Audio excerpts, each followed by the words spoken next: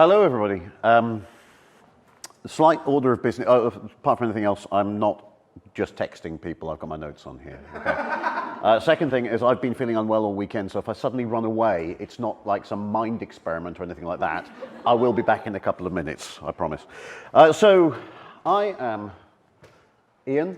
I spend most of my time doing game narrative, all sorts of things, writing consultancy, story structure, narrative design, all the kind of things that you're used to. I used to do lots of game mechanics, coding, so game systems, verbs, rather than deep inside display tech or anything like that. Myself and my partner Rachel, who's up there, have over about the last 30 years run LARP events, and we'll talk about some of them tonight, but things like Three Musketeers and Ghost Stories and Indiana Jones rip-offs and all sorts of things. And I've also written Napoleonic zombie movies, RPGs about rats, and children's books about Cthulhu. These days I co-run this company, Tailspinners. We spend our time helping out indies who don't have enough capacity for story, and we'll help them with story and dialogue and voice direction, all that kind of thing. I'm not really going to talk about this. The reason I'm not going to talk about this, firstly, I'm going to talk about horror because horror is an easy thing to talk about and it gives you easy, simple reactions to things, but a lot of the things I'll talk about are useful for other things as well. And the thing about this sentence, how can I put horror in my game, is that's not actually what you're trying to do anyway. You're trying to put it inside people's heads. If you take one thing away from all this, that's the best processing engine that we've got, so use that. Don't try and lay it all out in front of people.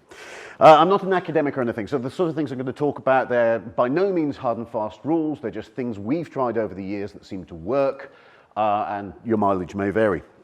I'm going to talk about it a few things, a couple of things a few times. One is the computer game Soma, which I did scripting and design on. I didn't write it, but I was involved in a lot of the design side and some of the code. And the other is this ghost story, 1950s, a Christmas ghost story LARP that we did a few years back. And I'll draw examples from a few of these. So that's what I'm going to be, if I start referring to them a lot, that might make a bit more sense. Sorry, my notes are about several pages behind because of technology. Yay. So, first things first, yes, it's all in the mind. Our brains make things up. And weirdly, several talks so far this weekend have talked about things like pareidolia, which I thought I'd be the only person to mention because it's just obscure, and a bunch of other things. But this sort of thing, I'm sure you've seen before. Where the brain imposes faces where there aren't faces. We're tuned to do that kind of thing, and there's all sorts of evolutionary reasons as to why we do that sort of thing. The fundamental thing is safety. The brain is constantly scanning the environment around you and trying to impose patterns on it in case it sees a bear or a saber-toothed tiger or another person who's going to stab you. So it's looking for people first and foremost, and it's looking for threats. And so faces are a thing we do really, really well. So are dark shapes in the corner of the room that we extrapolate and turn into werewolves or whatever it happens to be, because that's what we're hardwired to do. And that passes the processing systems, that goes right in the hindbrain, and it happens first before your rational brain kicks in and goes, no, it's a duvet, don't worry about it. So, and we impose personalities based on these things, you know, the sort of simple face shapes, the emotions. We might see demon trains out there somewhere, and we're coded to do that. And it's a very, very hard thing to break. We're very, very good at storytelling, imposing patterns on these basic structures. And so, as game designers, we can tweak that, we can use that, and we're also really, really good at lying to ourselves. So let's take a quick example from Alien Isolation. If you are in a room in an alien base in the game, and there's a scuttling in the air ducts up there, and then there's a scuttling in the air ducts there, and then it goes over there, and then an alien drops down, okay? So what hasn't happened is an alien scuttled along some pipes and dropped down on the floor. Well, in fact, it's all pixels, obviously, so nothing's happened at all, really. But What has happened is somebody triggered a sound effect there, triggered a sound effect there, and then an animation. But we've imposed a little story on those fragments of evidence already. We didn't see it crawling along the tunnels, but we could imagine it crawling along the tunnels. It's a really simple example. Another one is in the middle of the ghost story LARP that we did. Somebody's asleep in bed and suddenly they wake up and they smell burning and there's fire coming up from under the door and there's smoke everywhere and the door bursts open and this floating creature zooms into the room, turns, looks at her, grins and then disappears again. That's what she reported happened. What actually happened, the smoke and the fire was all effects that we did. The floating puppet couldn't even turn its head and it absolutely couldn't grin at her. But because of the mental state she was in at that point, that's what she saw, that's what she believes she saw, that's what she reported to other people. Which I suppose is already a really good lesson to draw from that is to do everything in as much dark and smoke as you possibly can. It always works in movies, just throw more smoke into it, it'll be great. And another one we come across in games all the time, that kind of pattern matching, is environmental storytelling. So you come into a room and there's a smashed mirror, window and a hammer on the floor and some blood over there and some teeth lying in the blood. And already we're constructing stories of what happened here, how that might have come across, the fear that we get from that particular sequence of events. But nothing happened here. What happened here was an artist placed some assets. And that's really interesting because we can interpret those things in different ways, and there's a lot of skill in environmental storytelling in trying to lay out a story exactly, but there's also a lot of interest in environmental storytelling in not giving you all the facts because you're jumping to conclusions all the time. Let's look at an example from Soma. So just to give you a little bit of background for those who haven't played it, this is a sequence where Simon, the protagonist, is entering an underwater base on the depth of the ocean, and he's looking for a woman called Catherine. And I'll see if it will play.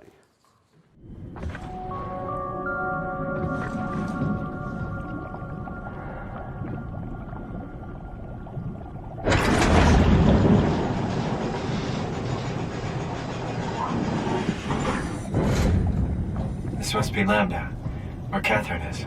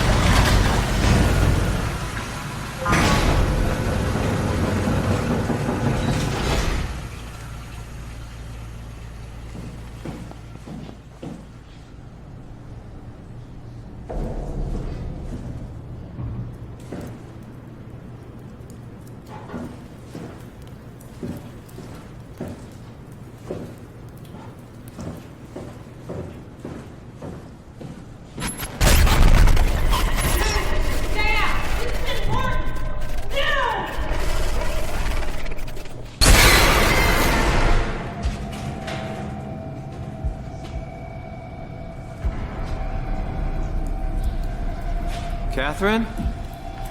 Be quiet! Don't look at it!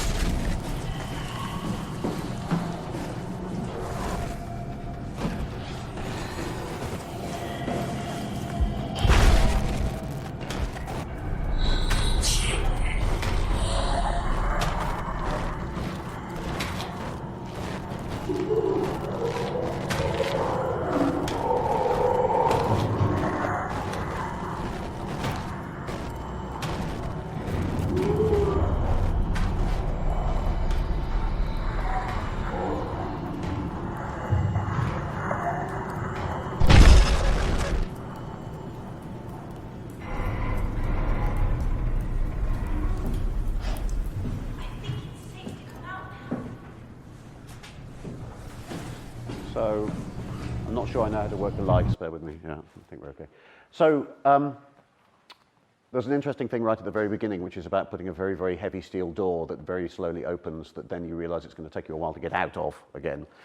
But the thing which happened there, sort of to break it down, you go in, you see a glimpse of a creature, and you go and hide behind some boxes while the creature circles you, which again isn't what happened. The player is kind of crouched down there, hearing this creature move around behind them somewhere. And at that point, it's purely sound effect. It's entirely 3D positional sound effect. And the creature and what it might look like is entirely inside the player's head. If they saw the 3D model for that creature up close and in good lighting, they would think it was utterly ridiculous and it wouldn't be scary at all. It would just be a comedy thing. And we sort of reinforce that with the whole "don't look at it" thing, because the more you look at it... but it's entirely deliberate. Because what happens in these sort of things is that the player isn't playing your game. They're playing a mental model of your game. They've constructed in their heads an idea of what's going on and the rules of the world and the way things work. And we'll come back to that a little bit later.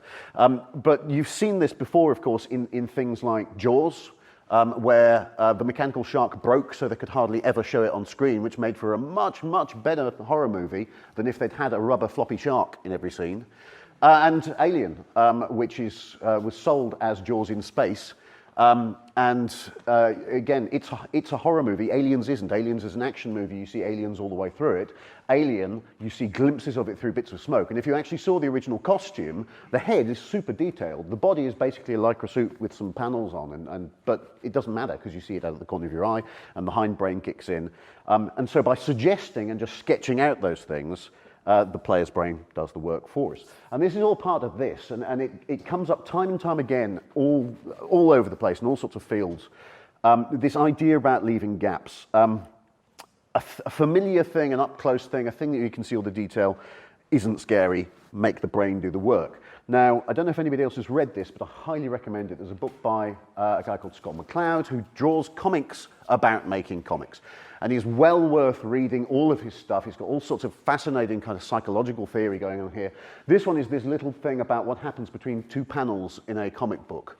And what happens is it's entirely up to the reader to generate the moment between those two panels. And so that's hugely interactive, right? Because you're relying on your audience to do that. Alexis Kennedy, who founded Fail Better Games and Fallen London, for those who know that, and is now running Weather Factory and Cultist Simulator. He has this thing he calls Fires in the Desert, which applies to their card-based games, if you've seen that, the sort of model where different pieces of story happen, and it's up to the player how the character got between those moments. So you've got these concrete Fires in the Desert moment of defined story, and then you kind of gloss over what happens between those two points in the story. One might be the guards are summoned, the next might be you're in prison. Well, you fill in the blanks as to what happened there. And we see it all the time in film. We see it in cuts between scenes. We see it, for example, I'm sure you've seen sequences in scenes or games. I think Dreamfall has something like this where some players set off on a journey, some characters set off on a journey, you cut to them coming into the next city, and one of them has now got an eye patch and a broken leg and is riding a really ailing-looking donkey, and we'll never speak of this. And it's left to you to fill in what happened on that journey. But this is highly interactive. Leaving these gaps is highly interactive. If I were to describe a scene where there's a boy sitting on a step bouncing a ball up and down, we'd all have a different idea of what colour the ball would be, what the city might be. That's all work that you're doing. And I'm sure you've seen it in beginning authors. People who start to write tend to massively overspecify. So he was 6'3", he had piercing green eyes, he had a scar on his jaw, he had all of those things. I've got no idea what the actual height numbers of half my friends are, who I've known for many years, or their eye colour, unless I've had a particular reason to notice. If I see a character for the first time, if somebody comes to the room, I'll notice the space they take up, the sort of presence they have, but I wouldn't know their height. Oh, God, I hardly know my own. But if you skip to other authors, for example, Agatha Christie has a line which, she was the sort of woman who wore limp dresses. Which is just a great line. It conjures up a different image in everybody's heads, yeah? Or somebody like Raymond Chandler with his, she was a dame, the sort of dame to make a bishop kick a hole in a stained glass window. Which is, you know, he doesn't need to say anything else. And that's great, and that's so interactive, and that's why we all argue when people come to cast the movie of the book, because we've all got different images of what those characters look like, and then we all argue about it. And old-style games were much better at this kind of interactivity than modern games. And text games were much better at this kind of interactivity, and still are. Old-style games, or kind of stylized games, because the graphics just couldn't do it, and there isn't that photorealistic thing. If you go to a highly photorealistic game, there's nothing really left of the imagination anymore. But I remember playing things like Eye of the Beholder and coming up with entire stories and conversations between my 4 little icon characters in the game there, with my friend sat behind me and we're giving them all voices and this kind of thing. If you go back and look at those old games and you look at the cover art, you'll see the disparity between the imagination and what the real graphics are. And yeah, in your heads, probably Pac-Man and things like that, you can picture those pixels, or even Monkey Island. But you go to some of the games in the 90s where it's fairly cheap 3D, I can guarantee you in your head that character model is much more detailed than if you go back and look at it now. And text is great because you can describe, you know, a dark forest or a horde of orcs without any CGI budget. And making the player collaborate with you in building these spaces is important because it binds them into the world and immerses them in the world. And the other thing we can use gaps for, is to make my iPad work, is to build empathy. A lot of what I'm going to be talking about for the next while is we have this theory, and it by no means applies to all games, but it applies to a lot of games, I think, where you're trying to provoke emotion, which is about the difference between sympathy and empathy, and the difference between controlling something at a distance, sort of poking them, puppeteering them, and being that person. So a lot of the things we try and do is to collapse the player and the character down so that if something happens to the character, it's hardwire line to the player and affects them directly, rather than you feeling sorry for somebody, you're the one who's actually affected. An example in, again, Soma is that the lead character, Simon, is pretty vanilla, very much a blank slate, because we didn't want to impose too much of a personality on him, because we don't want him to be too much at variance with whoever happens to be playing.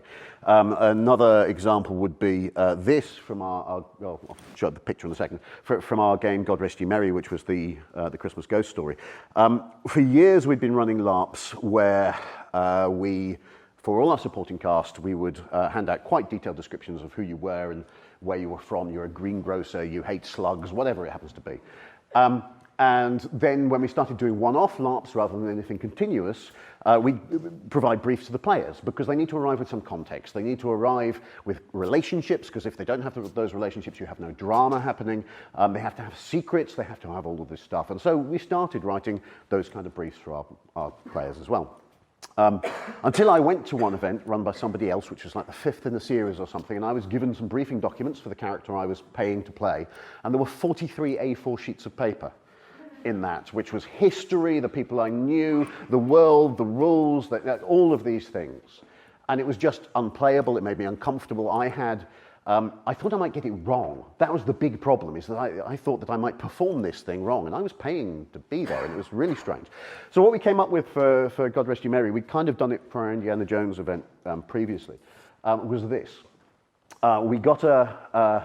We had a quick back and forth with each player, which was, do you want to play a gardener who's nursing a dark secret, or something like that?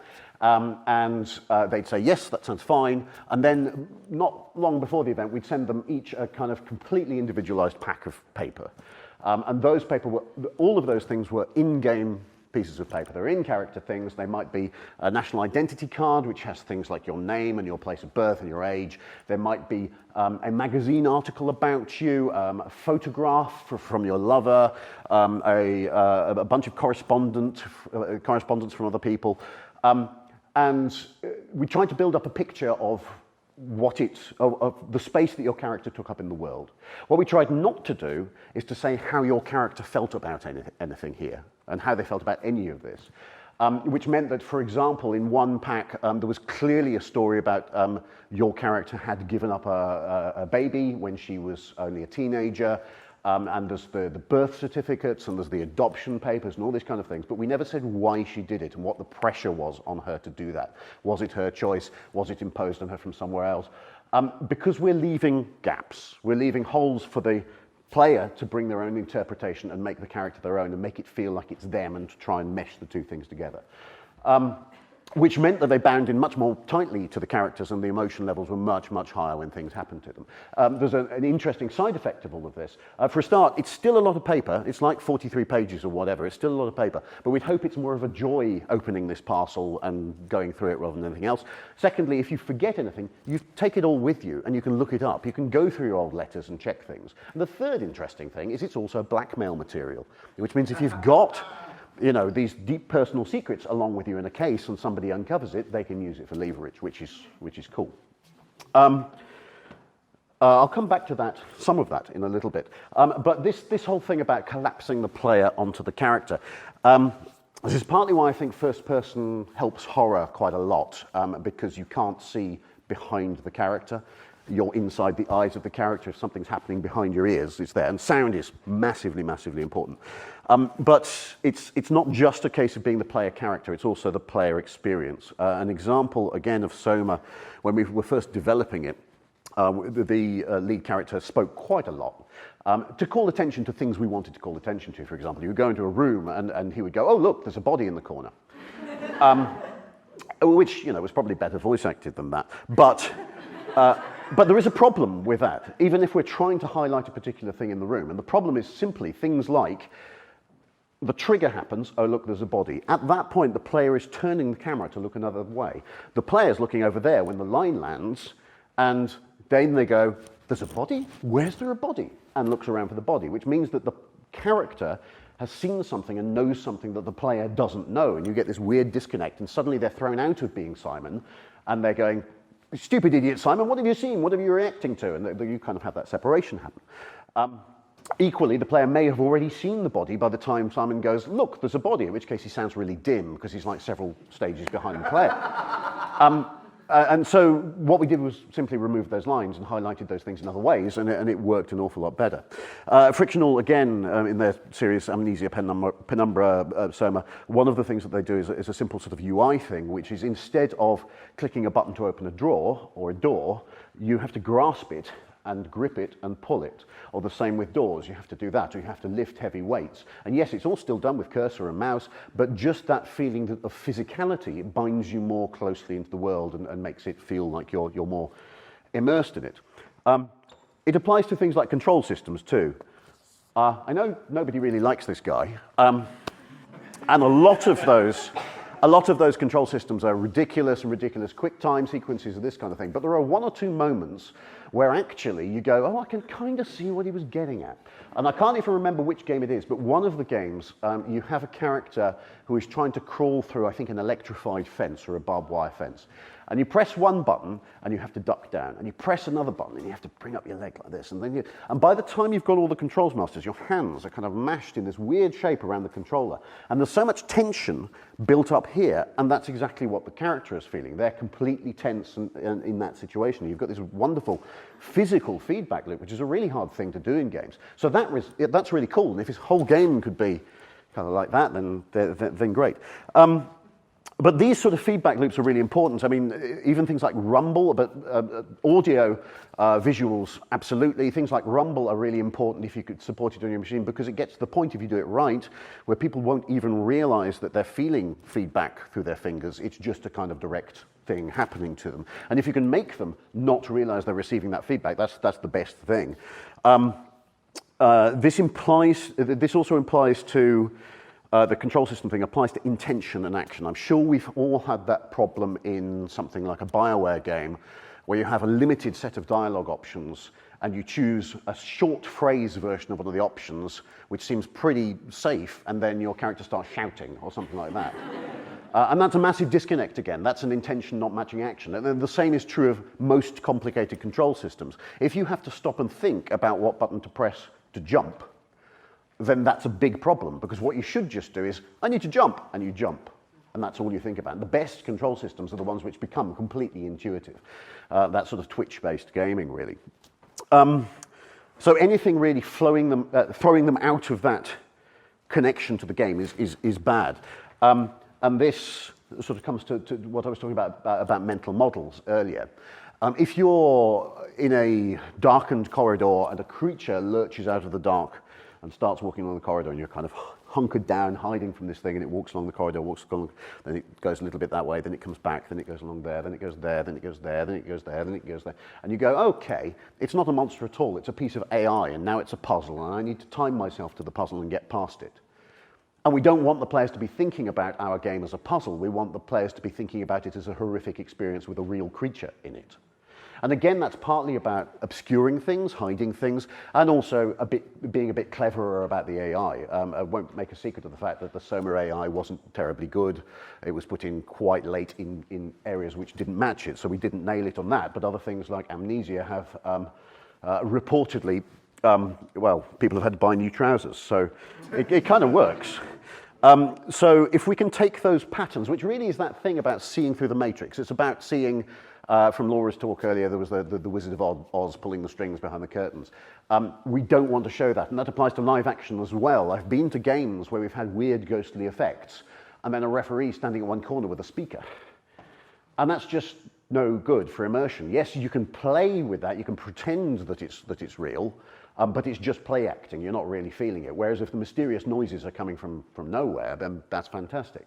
Similarly, if you're doing some ridiculous vision or trick, something like a floating creature or something like that, you don't want them to see the wires. You want the player to be unable to believe it, not just the character to be unable to believe it, and that's really important.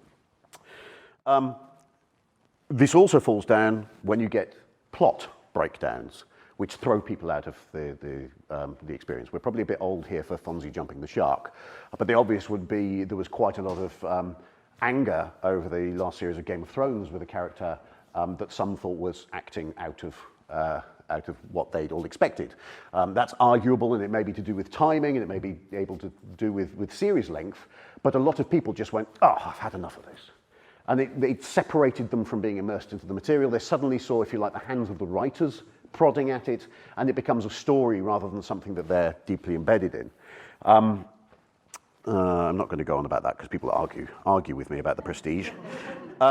Players will forgive this stuff. They'll forgive things like the patrolling monsters. That's no problem at all. They'll just be less immersed. And they may have lots of fun with it, but they'll be less immersed and you won't affect them so deeply emotionally.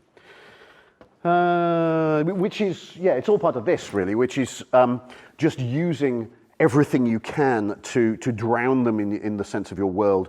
Like build out your environment, put all of these sounds in. I mean, sounds are hugely important. If you're doing LARP, putting things like smells in there as well, even breeze, heat, warmth, all these kind of things. But it can extend outside your game. And we see this a lot in cinema. We see this in things like cinema trailers. When you arrive at the movies, you know what you're going to see. You've got an expectation as you arrive. You've built out in front of it with what the style of the poster is. And I'm sure we've all come across things where the trailer is far better than the movie itself. But the best trailers kind of get you into the right mental state to see that movie. The classic example of this is Hitchcock, is Psycho. When Psycho first came out, when it first premiered, he issued a thing to everybody who were going to the premiere. He issued a little booklet, which was how to survive your viewing of Psycho. And he told them all that there were 2 paramedics on call in the cinema in case anybody had a heart attack.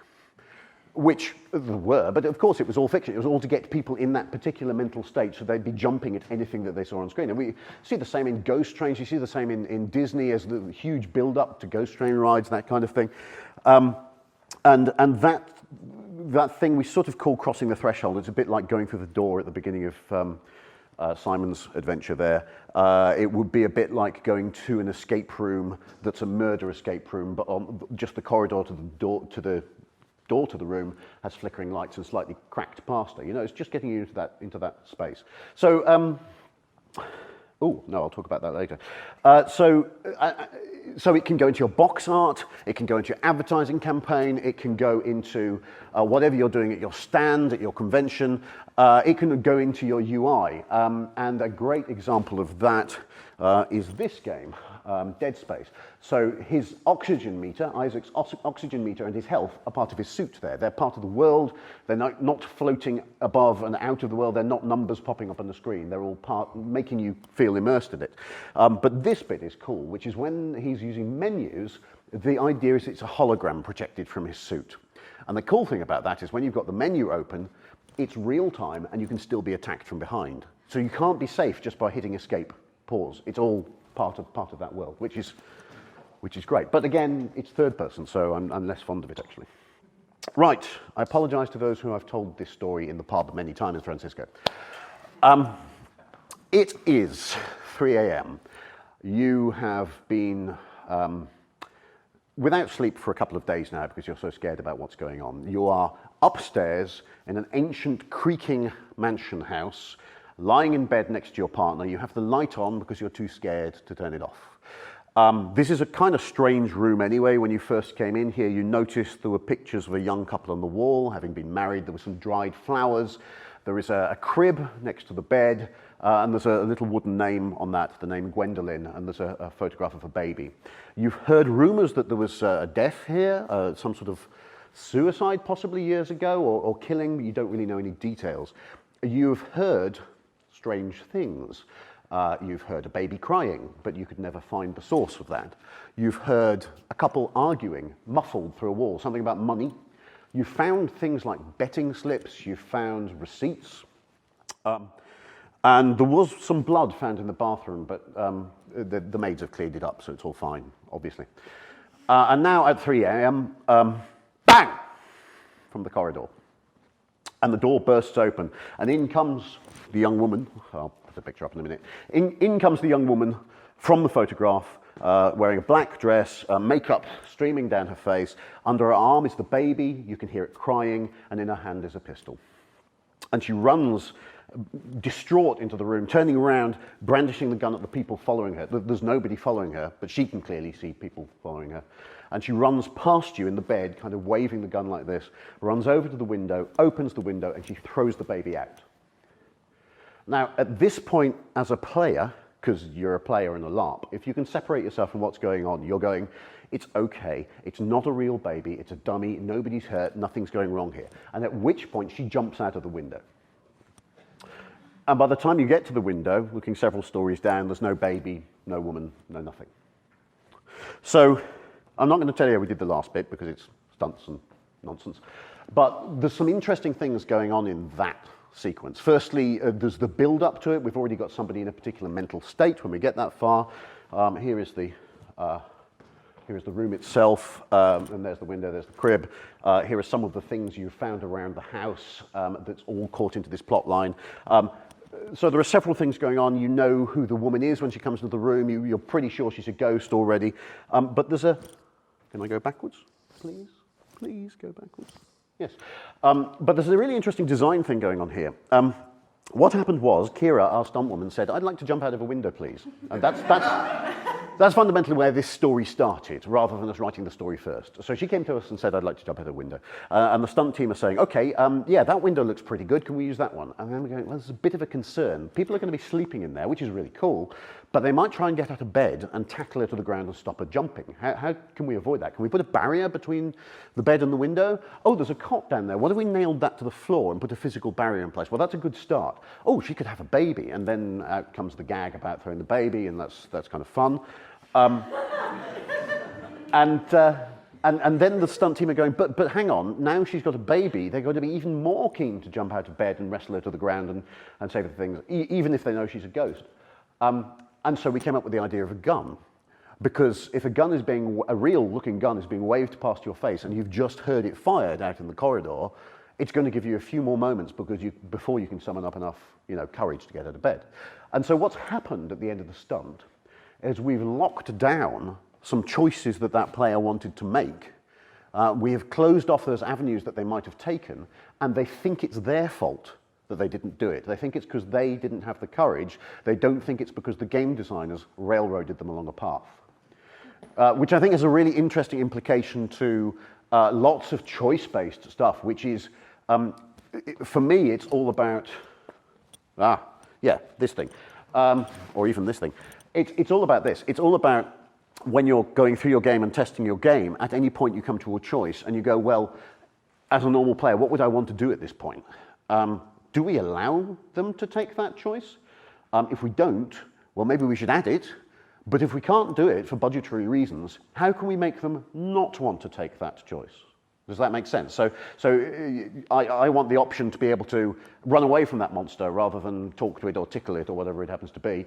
But the game, for financial reasons, won't let me run away from that monster. How can we write into everything that builds up to that moment in such a way that the player arriving at that point won't go, I want to run away from that monster? And it's just a way of testing it, and you can do it with yourself, but equally it's putting your players through it in alpha and beta test and just watching their reactions and watch the point where they get frustrated, where they go, but I really wanted to do this, which I'm sure we've all experienced in choice-based games. And if we can find ways to just take down the desire for those particular moments, it makes it feel like we're not railroading them. This is a rule that we live by, really, which is kind of connected to all this collapse the player and character together thing, which is it's quite easy to scare a character because you're writing the lines for that character. But if it's much more effective to write things that scare the player. And an example of this, we've already talked about don't let them see the puppeteer, that kind of thing, but an example would be something like an Indiana Jones game. So I'm controlling Indiana Jones as a character in the game. He comes across a pit of snakes, and he doesn't want to go past the snakes. He's scared of snakes. I totally understand that. I have sympathy for him. I totally understand it. I'm not scared of snakes for the purposes of this example. So I don't feel the same fear, but I can understand it. It's an obstacle. It's a puzzle. If it was heights, I'd be right there with him. I'd be really scared of heights.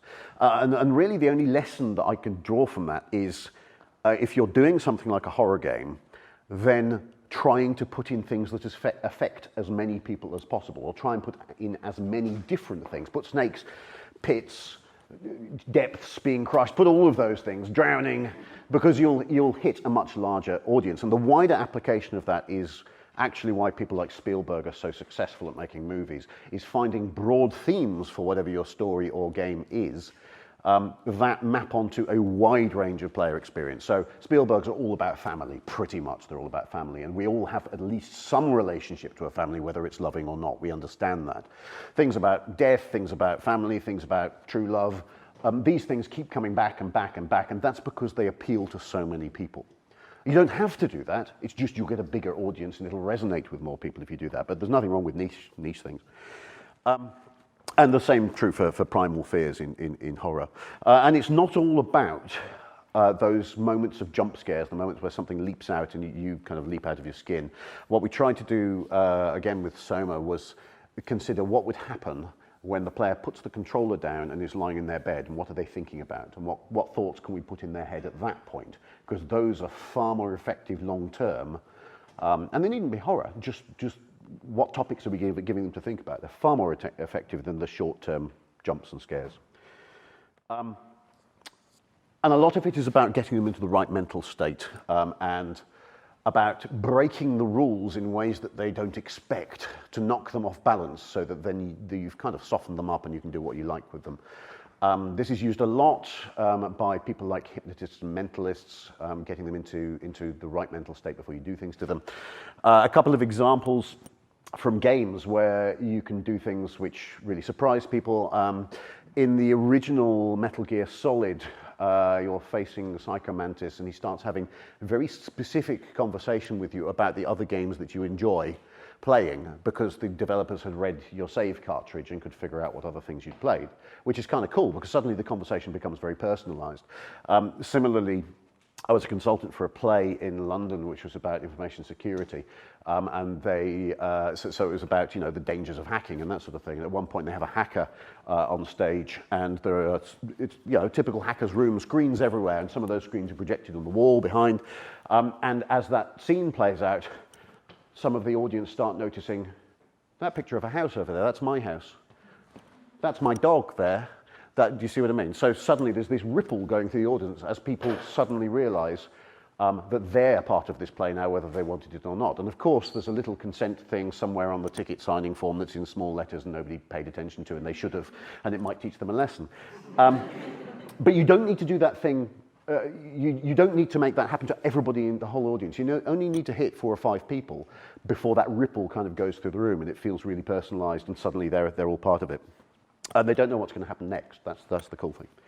A quick example, I hope. How are we doing for time?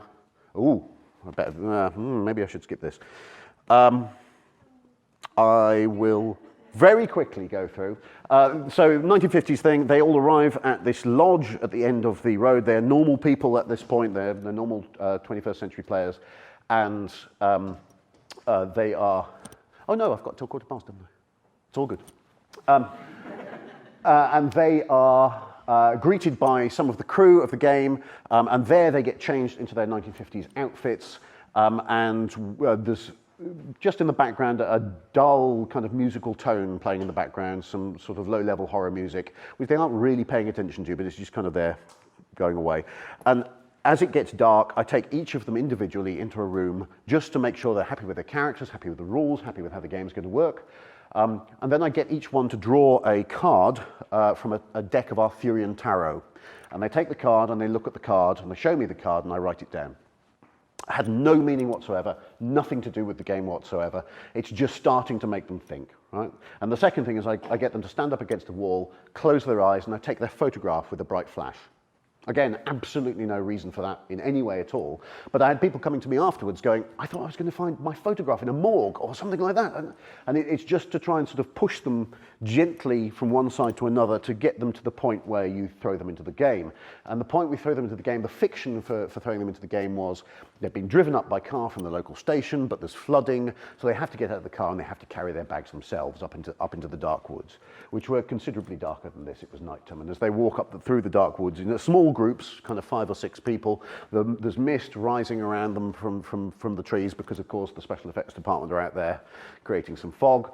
And they meet somebody on the road who's a servant from the house carrying a lantern, and they lead them through the darkness to an entirely darkened house because there's been a power cut. And so they're led into this dark house, and they leave their bags in the hall and they join the growing group of people in the front room. And it's a Christmas ghost story, so the front room's actually done up pretty nicely. We've got sort of Christmassy scents in there, we've got mulled wine for them to drink, and they're sort of gathering there. But the rest of the house around them is dark. And just as they're sort of settling into things, a servant will come and tap them on the shoulder and say, "Excuse me, madam, your room's ready, please come with me." And we'd take that individual player out, their bag is now gone from the hall, and would take them with one small candle and would lead them by the most circuitous route they could possibly find through this ancient sprawling manor house up to a room somewhere, and would leave them with that candle in that room in the dark on their own. And firstly, of course, we set dress to all those rooms, and most of those rooms are connected in some way with a ghost. They're themed. They've got things like the happy couple, or you open your wardrobe and there's a whole pile of photos which are a shrine to a 1930s movie star, all these kind of things. So that's, you know, the house did an awful lot of work for us anyway, just because of its character. But the second thing is they find their luggage has been unpacked and put away. And this is interesting for a bunch of reasons. Firstly, it reminds the player of the genre that they're in and how it works, and then they need to start following those rules, because that's the sort of thing that happens in that house at that time period. It puts them into that mindset. Secondly, it's a violation of the character. It's a violation for the character, because if you remember, they probably have a bunch of blackmail material in those bags, as we gave them earlier, and who knows what the servants saw. So it puts them on edge as character. Thirdly, it puts them on edge as player, because somebody's just gone through my luggage. So it's a really interesting way of getting them just on the edge of jumping at shadows, just on the edge of feeling uncomfortable, out of their depth, before we start throwing ghosts at them. And we didn't actually throw ghosts at them until I think the next day. There may have been a few spooky noises. But one player, and it was his own fault, actually left site on the Friday night because he couldn't cope with the levels of fear. But having said that, he shouldn't have booked in the first place. I've known him scare himself by telling a ghost story while sitting on my sofa. So, yeah. Yes, and in all of this design, I think one of our fundamental design things, certainly for well, LARPs and games these days, comes back to this thing that I call war stories, which is, what do you want people to be sitting around talking about in a bar after your game is over? What do you want them to be telling other people about for years and years about this thing that happened and happened to them? We see it all the time in cinema, we see it in TV, things like that moment where Hulk punched Thor. You know, we'll have these moments where people are going, "Did you see that bit where?" is great, but it's so much better when it's personalized and it's a personal experience. Partly because they love telling it, but partly because those tales grow, and each time they embellish it and a little bit else happens. We still have stories today, to this day, of the real tank we had at an event 10 years ago. It wasn't, it was 2 bits of plywood and some cunningly deployed pyrotechnics. But there are people who, to this day, will swear there was a real tank, and they weren't even at the event. Yeah? And that's kind of important. These moments, you don't need everybody to see them, actually. In fact, sometimes it's better if only a few people see them, because the stories are so much better than the thing that actually happened when you get right down to it. So we do a lot of our design around these things. If we're doing a Three Musketeers event, we'll mine all the Three Musketeers source material and go, what makes you feel like a musketeer? What would make you feel like you could become a musketeer? Is it the moment when you are dueling the Cardinal's guards and there's 50 of them and 1 of you? Is it the moment where you can drop a chandelier on somebody's head? And if we can find ways to allow the players to have those moments, whether they're deeply scripted set pieces, or whether they are built into the rule system so that they might happen, or whether we just leave the ingredients for that thing lying about for it to happen, then that's brilliant. We've won. If they come out having experienced any of those things which make them feel like that. So we basically pull all of those different moments and ideas for moments and opportunities for moments, and that's how we build our LARP games, and it's also how we design some of the computer games that I'm involved with, and occasionally movies actually as well. Those kind of pillar moments, and then we construct the story around them. And we can look at standard story structures at that point. We can look at act breaks and rise and fall, but they're all built around these pillar moments. Because actually the connecting material, and I know it's annoying, but the connecting material isn't that important in my experience. If the connecting material is great, that's fantastic, it really raises the bar for the rest of the game. But if all you have is the connecting material and you don't have those pillar moments, nobody will remember your story and the thing that you made. And in a more traditional story form, that could be things like a major reversal or a twist, or it could be a hugely emotional moment between 2 characters. It doesn't have to be Michael Bay style explosions or anything like that. It just has to be a twist of moment that deeply resonates with the player and that they will always remember happening.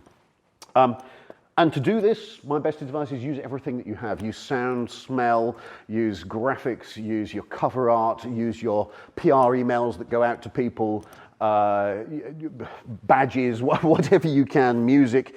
What have I written down here? Stunts, electronics, programming, stage magic, everything you can. And this works far better when you're collaborating with a bunch of people and when you have really clearly explained to them the effect that you're trying to get out at the other end. If you know what you want and you instruct somebody to draw a picture, that's not a lot of use. If you know what you want and they know what you want and they come up with a picture based on that, if they understand everything, that's fantastic. So if you're outsourcing or if you're working with other people, make it a proper collaboration rather than you instructing and dictating, because they will almost always, because they're the skilled people in the visual arts or whatever it happens to be, they will add so much more that you weren't expecting to that moment and give it back to you. And working with talented teams is really so incredibly important. And I do think it's worthwhile going to people like Scott McCloud and studying people. I don't know if anybody over here knows Darren Brown. Has come across Darren Brown? No? Quite obscure over here. All right. A mentalist / illusionist in the UK. It's well worth studying his work. He says up front, I am lying about everything that I do, and then he completely fools you anyway.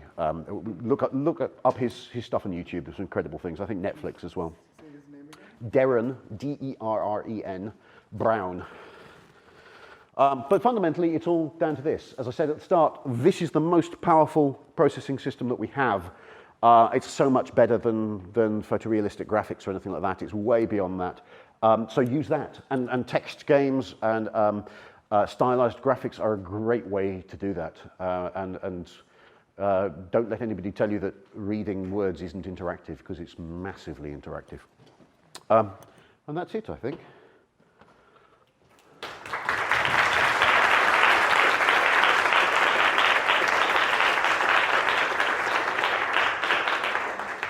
Thank you. So a few questions, if there are any.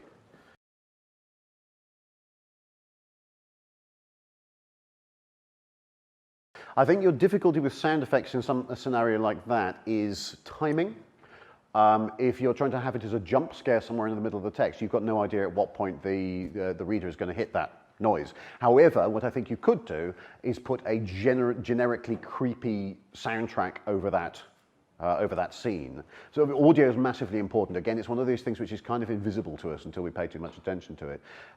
So for me, I would leave that in the text, but I might consider having an ambient soundtrack to that scene.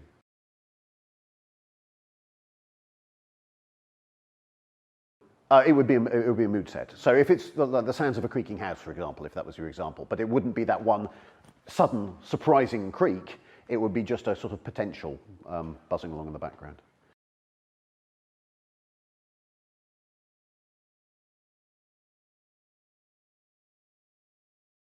So I think in 90% of cases, probably, if we've done our work right, the people should be in a mental state at that point that they're so collapsed down as their character they don't stop and think it's a fake baby.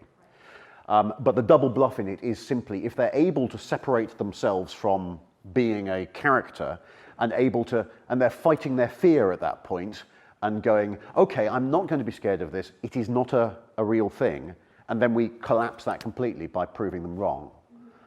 So that's about as articulate as I can get about that, I'm afraid. But it's where they're trying to draw themselves out of being a character and of being immersed, and we're deliberately plunging them straight back in again.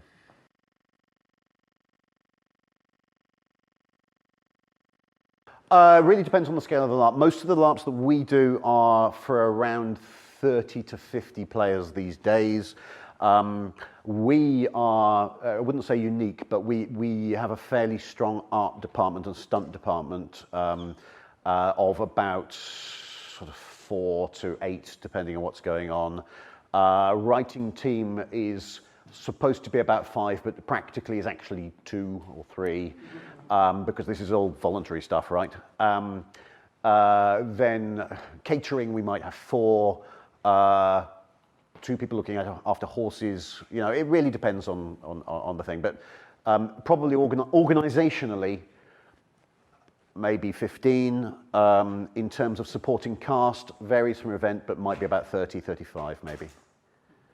But it depends on the style, because for example, if you're doing the Musketeers, you need a whole load of Cardinal's Guards, right? But if you're doing a haunted house, then you probably don't need an awful lot of extras, a few servants maybe.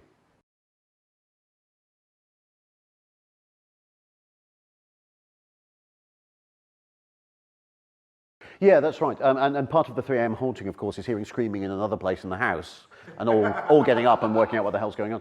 No, it's structurally. Again, it varies massively from event to event, but the haunted house one is an interesting one, the ghost story one, because we deliberately picked it to be a Christmas ghost story for a reason, and the reason is that Christmas imposes a structure, because everybody, depending on, you know, where you come from, but certainly in the UK, there are Christmas things that you do on the Christmas Eve. Then you wake up on Christmas morning and you do a certain thing there and you look at your presents and then you have lunch and then you listen to the Queen's speech on the radio, which we faked from a recording of the real Queen's speech in 1950. And you know, there are so you can effectively give them an agenda, and that's what's quite nice about that time period, or actually most of the sort of Victorian time period, is this idea where guests arrive in a house and you give them an agenda and they have to be there at certain times, which means we can do set pieces because we know where everybody will be. When they're all sitting around a table for Christmas dinner, we've actually, they're all sitting around this rather uncomfortable table, this huge table, 2 of them, and they're sitting eating, and they suddenly start to hear, no, they can feel this strange kind of like grating, scratching noise, like somebody's pulling claws down a piece of wood through the table, because the candles aren't really candles. Underneath them are vibration speakers, which are using the surface to shake. So you get that kind of effect, and you can just see the ripple go around the room as they realize that everything is not right at all. So the Christmas dinner was a great way for us to kind of do our overture, if you like, because we knew where everybody was. We knew what the sight lines were. We could control what they could see through the windows, that sort of thing. So for that sort of event, we have key set pieces, and then the rest of it is improvised. We have found that if we, say, do a 3-day LARP, midnight on Saturday is where we'll all be going, they've done what? And drastically rewriting everything to try and... So actually, the last thing we did, we deliberately didn't write any plot for the last day because we just thought, well, we'll see what they come up with and then we'll go from there.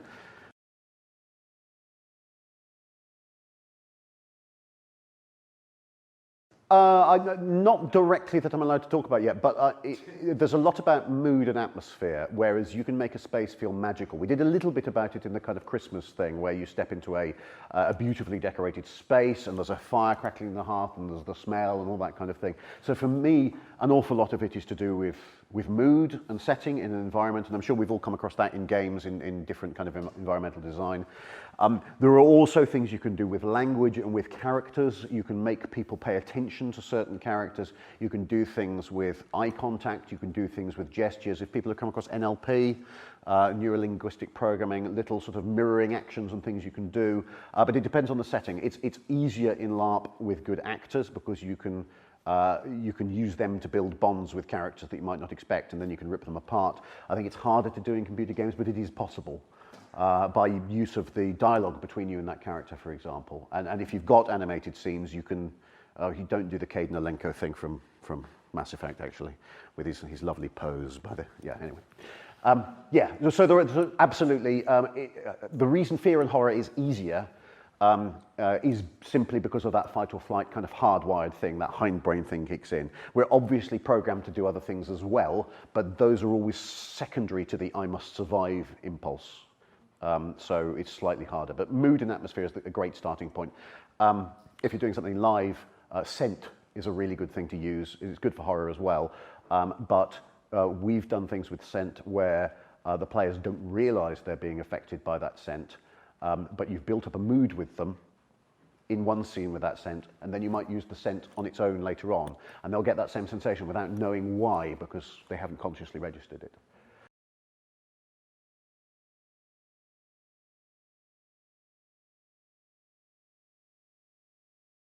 Yeah, so to be clear, Soma is by Frictional Games, who is a company that I was part of directly and now subcontractor, so I'm story lead on their next game. They're probably the best example of that. When they created Amnesia, originally Twitch streaming wasn't a thing. They almost kick-started it with PewDiePie and the whole Amnesia playthroughs thing. They don't consider what'll happen in Twitch streams, really. But I think what's worth bearing in mind is when you're watching a Twitch stream of something, most of the time you're not just watching the game, you're watching the person's reaction to the game. So it might be that you're losing that level of immersiveness, but what you're hearing is somebody screaming because somebody just jumped out, and you're getting a whole lot of people also in a text channel going, oh my God, oh my God, oh my God, with lots of exclamation marks.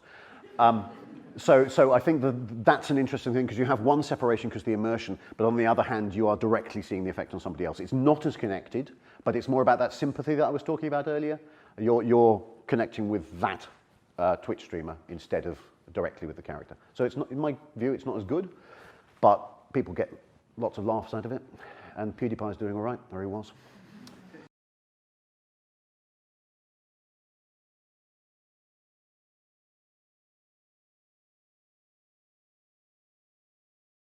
Yeah, so there's still, to me, there's still a disconnect, and there's still a kind of, I suppose, sympathy in there. But the important thing about that is the player has been directly affected. Because the reason, mostly, that we're trying to collapse the two is to be able to affect the player. And in the case you described, the player is still being affected. But yeah, the player is drifting away from the character. But Nathan Drake isn't a great example in that he's very definitely a separate character from the player. There is always that divide between the two, I think. He's really strongly drawn, but that's great, and we love watching him do things. But I think that's probably plays back to Indiana Jones and things like that again, is we love watching Indiana Jones, but most of us, certainly I wouldn't attempt those stunts, so it's great watching somebody else do it and being part of that, but yeah, I couldn't possibly do it. So actually having them as a separate remove is probably kind of gives you a bit of safety, a bit of a safety net, if that makes any sense. And it's also kind of cool because I would never climb those cliffs, but look, I've just climbed those cliffs because that guy held my hand through it, yeah, which is kind of nice. Any more? No? Okay. Thank you very much.